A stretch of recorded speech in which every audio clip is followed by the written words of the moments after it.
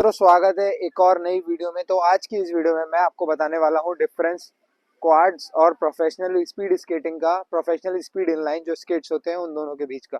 तो चलो बिना किसी बकवास के सीधा वीडियो में आपको लेके चलता हूँ।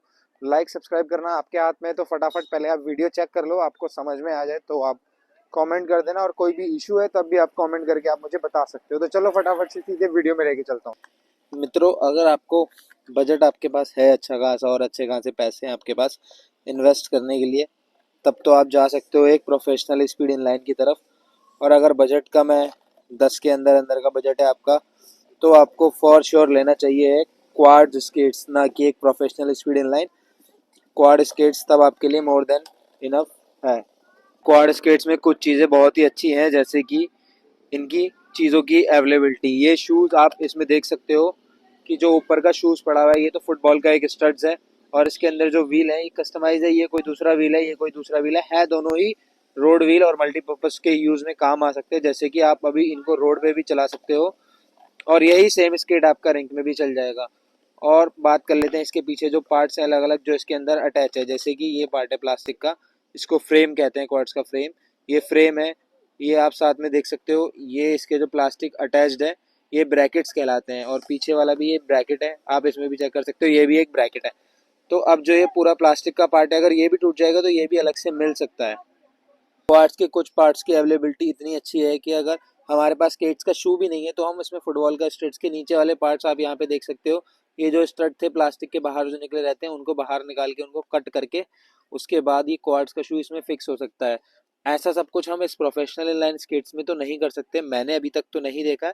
अगर इन फ्यूचर कुछ ऐसा होता है तो मैं आपको ज़रूर अपडेट करूंगा उस चीज़ के बारे में। अभी वापस आ जाते हैं अपने क्वाड्स के ऊपर। तो आप देख सकते हो सेगा का ये शू है। ये नॉर्मल शू आपको मार्केट में 500 से 800 या 1000 तक भी मिल जाएगा। तो वो आपकी कॉस्ट कटिंग हो जाएगी एक क्वाड स्केट्स में, अगर आप क्वाड स्केट्स लेते हो तो। और आपका जूता खराब हो जाता है और आपको कम बजट में अपना जूता सही करना है तो आप इस टाइप से भी जुगाड़ कर सकते हो, पहली चीज़। दूसरी चीज़ ये कि अगर इनमें से कोई भी आपका व्हील खराब हो जाता है, सपोज आपके पास 8 व्हील इस टाइप के रोड व्हील हैं या फिर 8 व्हील इस टाइप के हैं, तो आप उसमें कम कॉस्टिंग में ही नए व्हील्स लगा के रख सकते हो। अगले पॉइंट की बात करते हैं कि जो इसके स्पेयर पार्ट्स है, जैसे कि यहाँ पे नट्स हैं, इसके अंदर जो छोटे छोटे नट्स हैं इनकी मदद से ये जुड़ा हुआ है। तो ये बहुत ही आसानी से एडजस्ट हो जाता है, और ये नट्स अगर आपके खो भी जाते हैं तो बहुत आसानी से मिल जाएंगे।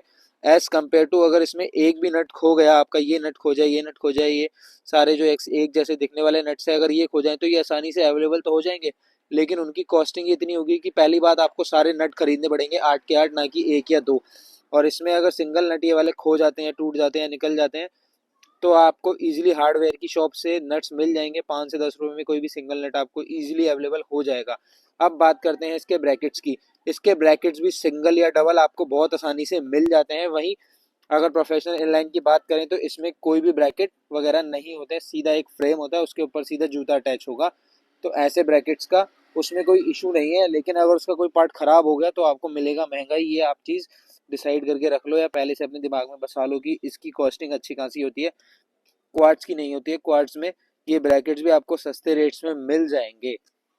और दो एक चीज़ और है जो डिफरेंस आपको शायद नहीं पता हो, कि इसके अंदर जो वेयरिंग्स होते हैं वो 6 to 7 साइज के होते हैं। मेरा क्वाड स्केट्स बहुत पुराना हो चुका है, लेकिन इसके वेयरिंग्स की क्वालिटी अभी भी ठीक है, और स्पीड भी अच्छी है मेरे क्वाड्स के व्हील्स की। वहीं इनलाइन के अंदर देख सकते हो आप, मैंने एडजस्ट करके लगाए हुए हैं। एक नया प्रोफेशनल इनलाइन अभी यहाँ पे भी मैं आपको दिखाऊंगा, दूसरी कंपनी का है वो। अब बात करते हैं इसके वेयरिंग्स की, तो इसमें लगता है 6 to 7 नंबर का वेयरिंग, और इनलाइन में मैक्सिमम सारे इनलाइन में जो लगता है वो 608 नंबर का वेयरिंग लगता है, क्योंकि जो उसके नट्स होते हैं उनका साइज थोड़ा बड़ा होता है, और जो क्वाड्स हैं इसमें ऑलरेडी ये फिक्स्ड आते हैं। तो ये देख सकते हो ये जो चीज़ है इसके अंदर जो फिक्स आती है, इसके अंदर 6 to 7 नंबर का वेयरिंग लगता है, और इसके अंदर 608 नंबर का वेयरिंग लगता है। अब दोनों की अटैचमेंट की बात करें तो ये तो नॉर्मल नट से पूरा frame as it is attach हो जाता है, लेकिन अगर इनलाइन की बात करें तो इनलाइन में जो है ये वाला नट होता है, देखो अंदर मेरे फिंगर में जिस पे लगा रहा हूँ उससे अटैच होता है ये पूरा फ्रेम। ये फ्रेम है, ये पूरा शू है, ये इसकी मदद से इस पे पूरा अटैच हो रहा है। और ये एक नट इधर होता है, एक नट इधर, इन दो नट की मदद से पूरा इनलाइन इस पे अटैच हो जाता है। अगर जो आपका बजट है 20,000 से ऊपर या 15 से ऊपर, 15 से ऊपर भी अगर आप बजट अपना रखोगे तो आपको एक बहुत ही एवरेज इनलाइन मिलेगा। ये मत सोच के चलो कि आपको एकदम खतरनाक इनलाइन मिलेगा जिसको पहनते ही आप रॉकेट बन जाओगे। रॉकेट तो खैर आप सस्ते वाले में भी नहीं बनोगे, लेकिन महंगे वाले इनलाइन थोड़ा सा आपको पुश करने में, थोड़ा कंफर्ट में, हर चीज़ में क्वालिटी अच्छी होती है। जैसे अपन नॉर्मल शूज़ की बात करें कि नॉर्मल शूज़ अगर हम लेते हैं तो उसमें थोड़ा कम कंफर्ट होता है, और वहीं अगर किसी कंपनी के शूज़ लेंगे तो उसमें ज़्यादा कंफर्ट हमें देखने को मिल जाता है। तो कुछ उसी तरह स्केट्स का भी होता है। क्वाड्स की अपनी स्पेसिफिकेशंस हैं और इनलाइन की अपनी स्पेसिफिकेशंस हैं। अब बात करें, पैसा इसमें कम लगता है, इसमें ज़्यादा लगता है। और कुछ छोटी चीज़ों के बारे में बता देता हूँ, जैसे कि इनलाइन स्केट्स में स्पेसर बहुत इंपॉर्टेंट पार्ट प्ले करता है। ये जो हमारा व्हील है, इसके अंदर जो वेयरिंग है, वेयरिंग के अंदर दोनों वेयरिंग्स के बीच में एक चीज़ लगी होती है जिसे हम स्पेसर्स कहते हैं। उसकी फ़ोटो मैं यहाँ पे लगा दूंगा। और बात करते हैं क्वाड्स की, तो क्वाड्स में कोई भी स्पेसर की ज़रूरत नहीं होती है। क्वाड्स के व्हील छोटे, इनलाइन के बड़े। एज बहुत ही सिंपल सी चीज़ है, ये आपको समझ में आ रहा होगा। दोनों स्केट्स आपके सामने हैं, आप चेक भी कर सकते हो।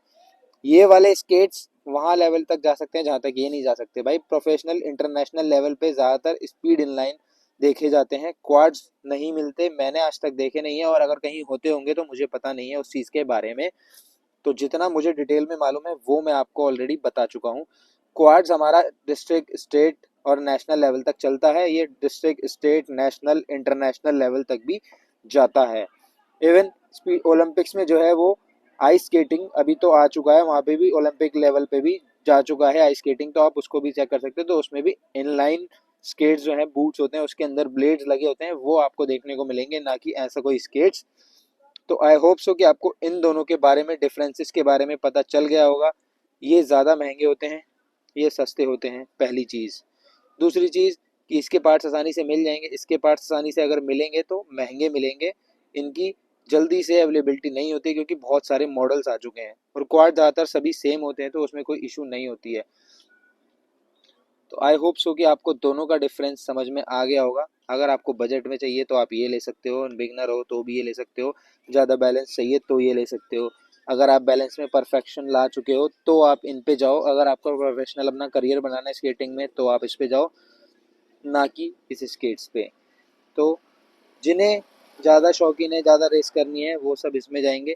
जो बेसिक्स हैं, जो शौक के लिए कर रहे हैं, फन के लिए कर रहे हैं, थोड़े टाइम बाद उन्हें लग रहा है कि हम छोड़ देंगे या मस्ती मजाक के लिए चाहिए, तो वो इस टाइप का स्केट भी चूज़ कर सकते हैं। तो दोनों में डिफरेंसेस आपको पता लग गए होंगे, और आपको कौन सा स्केट लेना है ये आपकी मर्जी है, ना कि हमारी। मेरा काम है आपको ढंग से गाइड करना। तो आई होप सो कि दोनों के बारे में आपको पता चल गया होगा। इसी के साथ मैं मिलता हूँ आपसे अगली वीडियो में। धन्यवाद।